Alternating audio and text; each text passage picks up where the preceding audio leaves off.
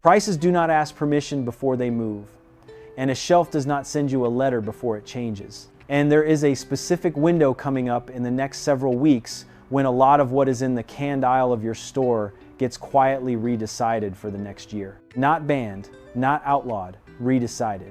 Because the 1st of October is the start of the federal fiscal year, and more to the point, it sits right in the middle of the fall reset window. The stretch when the big chains finalize which items keep their spot on the shelf going into the holidays and which ones get cut to make room. That decision has already been made in an office somewhere. You just have not seen the result yet. And this year there are two real, documented, reported pressures pushing on that decision harder than usual. And after decades studying how households absorb a supply squeeze, I can tell you the households that come through it are never the ones who panicked in the aisle. They are the ones who bought the boring thing in August that everybody else fights over in December. So today I am going to walk you through 11 canned items that are genuinely under pressure right now, why each one, and what to buy instead when it goes. And the 11th one is not a warning. The 11th one is a rumor I am going to kill in front of you because it is all over the internet right now and it is not true. Quick note before we start. I am Cole Merritt, and this is general preparedness education, not professional, financial, or investment advice, and not a prediction about any specific event or date. I am going to be careful with numbers in this one, and I will tell you where every one of them comes from.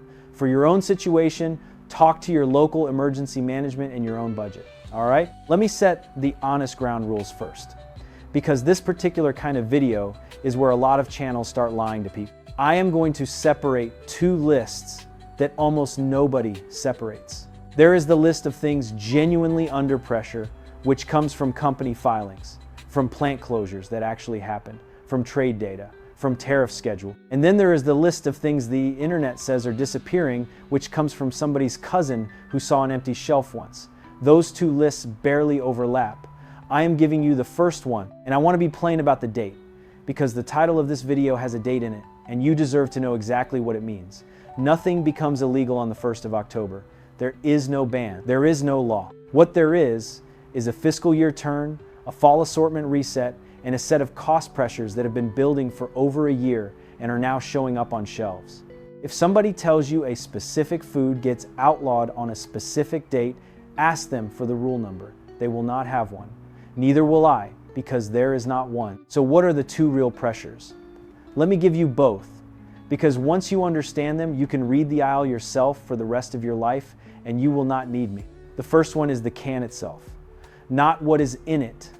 The can, most food cans in this country are made from tinplate steel, and steel and aluminum tariffs went from 25% to 50% in June of last year. Analysis from the American Action Forum found that at a 50% rate, manufacturers' total costs could rise by as much as 12%, and they noted the price of the canned food itself can rise by more than that as the cost works its way down the supply chain. And here's the part that makes it stick. American can makers rely heavily on imported tinplate on the order of the majority of supply, because domestic production of that specific kind of steel has been shrinking for years. So there is no quick domestic substitute.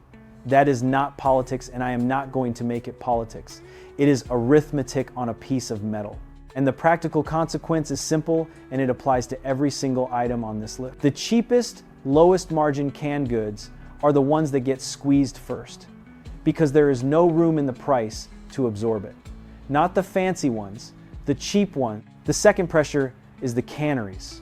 In July of 2025, Del Monte Foods, a company that had been canning fruit and vegetables in this country for well over a century, filed for Chapter 11 bankruptcy protection. Its assets were sold through the bankruptcy in the spring of 2026. And in April of 2026, it closed its canneries in Modesto and Houston, California. That Modesto plant, by the reporting out of California agriculture, handled something on the order of 30 to 35% of the state's cling peach crop. The contracts that went with it were reported at more than $550 million, and growers were left weighing whether to pull out roughly 3,000 acres of cling peach trees on the order of 420,000 trees because there was no longer anyone to sell the fruit to. Now think about what that means physically, not financially. A peach tree takes years to come into bearing. When those trees come out, that capacity does not come back next season. It comes back in half a decade, if it comes back at all. All right, here are the 11. I have put the ones with the strongest documentation first because that is the honest order, not the most dramatic order. Number 1, and this is the one I would act on this week, canned cling peaches, and right behind them, fruit cocktail. This is the item where the paper trail is clearest because we just walked through it. The domestic cling peach canning capacity took a direct, documented hit when those California canneries closed, and the orchards that fed them are being pulled. What you will see on the shelf is not an empty spot with a sign on it. It will be quieter than that. Fewer facings, meaning fewer cans of it, side by side. Store brands going in and out of stock. The larger sizes disappearing before the small one, and prices that drift up without a sales cycle to bring them back down. What you actually lose if it goes is worth naming, because canned peaches are not a luxury on a prep shelf. A can is a couple hundred calories. It is vitamin C that survives storage. It needs no cooking and no water. And for an older person or a sick person, it is one of the very few things in a pantry that is genuinely easy to eat. The substitute, if you cannot get them, is canned pears or applesauce in the large jar. And applesauce is the better buy per calorie anyway. Shelf life, honestly, so you know what you are buying into. The Department of Agriculture's position on high-acid canned foods like fruit is that quality is best within about a year to a year and a half, and the food stays safe well past that in a cool, dry place, though texture and color go. So this is not a 25-year buy. Do not fill a closet with it. Buy a case, eat from it, replace it. The failure mode on this item, and it applies to the whole video, is buying a pallet of something, because a video told you it was disappearing and then discovering your family will not eat it. If nobody in your house eats canned peaches, this is not your item, and no amount of scarcity changes that. Number 2, canned pears, apricots, and mixed fruit and syrup. Same processing system, same growers, same regional canning infrastructure. When one line in that system goes, the others get thinner rather than vanishing. Real use is the same as peaches, real price is $1 and change to a couple of dollars a can depending on where you shop, and the cheap version is buying the store brand in the largest can and portioning it. Number 3, canned asparagus and other low volume vegetables. This one is not a tariff story, it is a shelf space story, and it is the one that gets cut in a reset. A store gives shelf space to what turns over. Canned asparagus, canned beets, canned spinach, canned mixed vegetables in the small size. These are the slow movers.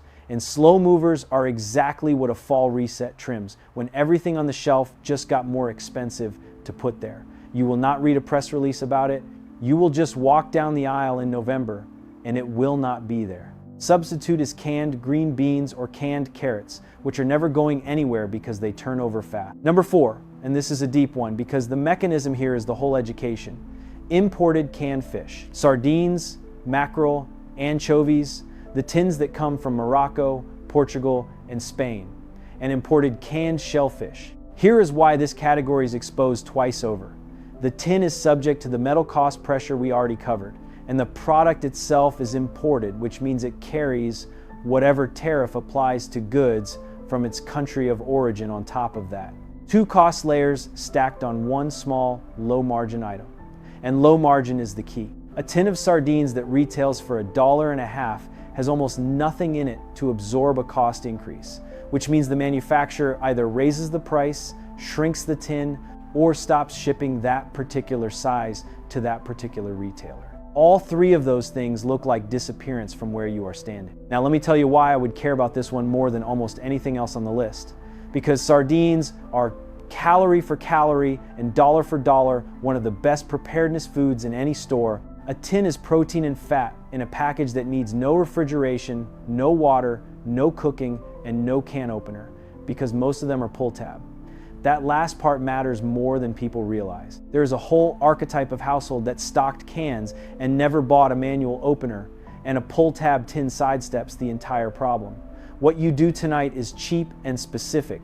Go look at what you have. If you have 0 tins of oily fish, buy 6 this week, of a kind you have actually eaten before.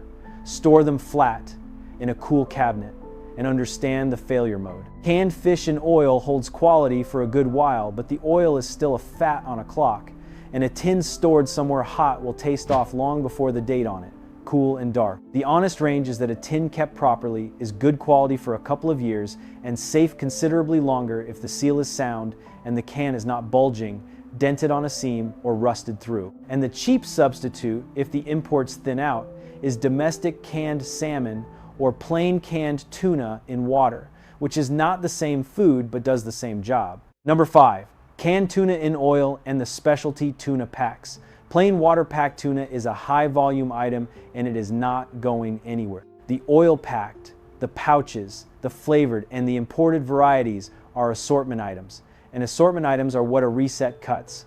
Substitute down to the plain version and you will barely notice. Number 6, imported canned tomatoes, the whole peeled Italian style. Same double exposure as the fish. Imported product, imported cost, in a can that costs more to make. Domestic canned tomatoes are excellent, cheap, and abundant. And if you are storing tomatoes for a pantry rather than cooking for a restaurant, the domestic can is the better prep anyway. This is one where the substitution costs you nothing but pride. Number 7, evaporated milk and sweetened condensed milk. Here is the mechanism, and it is one people miss. These are shelf-stable dairy in a steel can, made on dedicated lines, sold at a low price point, and they spike hard around the holidays and sit quietly the rest of the year. That combination, low margin, seasonal, canned, is precisely the profile that gets thin in the fall. And this one matters for a prep shelf because evaporated milk is one of very few ways to have real dairy with no refrigeration. If it thins out, the substitute is non-fat dry milk powder, which stores far longer anyway and is the better long-term choice. And I would argue you should have both. Number 8, canned corned beef, canned hams, and imported canned meats. A lot of the canned corned beef in an American store comes from South America, and again, you have the imported product in an expensive can problem. Real use is a high-calorie, no-cook protein. Real substitute is domestic canned chicken, which is generally cheaper per ounce of protein and easier to find. Number 9, and this is the one that will actually change your grocery bill more than any other item here. So let me slow down. The small can, the single serve and the small format canned vegetables, soups, and beans. Here is the mechanism, and once you see it, you will never unsee it. When input costs rise, a manufacturer has 3 levers. Raise the price, which customers notice. Cut the item, which retailers resist. Or shrink the package and hold the price, which almost nobody notices. That third one is the one they pull every time because it is invisible. So what happens in a reset year is not that the shelf empties. It is that the 15 ounce can quietly becomes 14 and a half. The family size goes away. The smallest size gets discontinued because it is no longer profitable at any price people will pay. And the shelf looks the same while giving you less. Here is how you fight it. And this is a habit rather than a purchase, which makes it free. Stop shopping by the price on the tag and start reading the unit price, the little number on the shelf label that says price per ounce. It is printed there by law in most places and almost nobody looks at it. Keep a note in your phone with the unit price of the 8 or 10 canned things you actually buy. That is your baseline. Then you will know within a month when something moved, and you will know it before any video tells you. The failure mode here is thinking a sale price is a good price. A sale on a shrunken can is not a deal, and the unit price is the only thing that tells you the difference. Cheap version, and this one costs nothing at all. The largest can of anything is almost always the lowest unit price, and if the concern is waste, a large can opened and portioned into the refrigerator for 3 days solves it. Number 10, regional and specialty canned beans and vegetables. The ones that are particular to your part of the country or to a particular cuisine. These live or die entirely on turnover in your specific store, and a reset is where they die. If there is a canned item you buy that you have never seen anybody else pick up, that is the one to buy a case of. Because it is the most likely thing on this entire list to actually vanish from your store, and it will vanish without any national news at all. And number 11, this is the rumor, and I said I would kill it, so here it is. You are going to see, and if you spend any time in this corner of the internet, you have already seen, claims that canned food is about to be banned, or pulled, or made illegal because of a chemical rule on can linings. That the government is coming for the canned aisle. It is not true. And I want to be specific about why the claim has legs, because the honest answer is more useful than a flat denial. There have been real, years-long regulatory and consumer debates about what can linings are made of, and manufacturers really have been reformulating linings over the past decade, and there are genuine restrictions in some jurisdictions on certain substances in food packaging. All of that is real. What is not real is the leap from that to a date on a calendar when your grocery store cannot sell canned food. That leap is somebody's traffic, not somebody's rule. And here is my test, and I would like you to use it on me too. When somebody tells you a food is about to be banned, ask for the rule, the regulation number, the agency, the effective date, the docket. Real rules have all four, and they are public, and you can read them yourself. Rumors have none of them and instead have urgency. I would rather hand you a smaller list I can document than a longer list I cannot, and this is the item where you can watch me choose that. Let me stop here for a second, because there is a piece of history that explains this entire video better than anything I could say. In November and December of 1973, a congressman named Harold Froelich put out a release warning that the government might face a shortage of bathroom tissue in its own purchasing, a possible shortage in commercial supply. That got picked up, the qualifier got lost, and on the 19th of December, Johnny Carson made a joke about it in his monologue on The Tonight Show in front of an audience of something like 20 million people. The next morning, the shelves were stripped. And then here is the part that matters.